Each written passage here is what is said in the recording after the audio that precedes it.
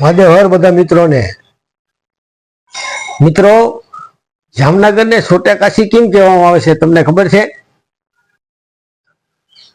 જામનગરના કરશનભાઈ ખવાસ એને કાશી દર્શન કરવા માટે ગયા એટલે એવો વિચાર થયો કે ખરેખર આ કાશીમાં જે મંદિર છે એવું જામનગર ની અંદર હોય તો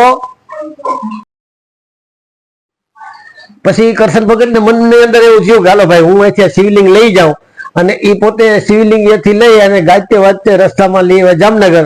જામનગર એ મંદિર બનાવ્યું અને મંદિર બનતા 16 થી 17 વર્ષ ત્યાં. ભારતની અંદર અત્યારે આવા બે જ મંદિર છે કે એ ચારેક ઓરથી ચારે દિશાથી શિવલિંગના દર્શન થાય. જામનગરમાં કાશી વિશ્વનાથનું મંદિર આવેલું હોય તો એને હિસાબે જામનગરને છોટા કાશી કહેવામાં આવે છે. ચાલો મિત્રો આવજો. મહાદેવ હર.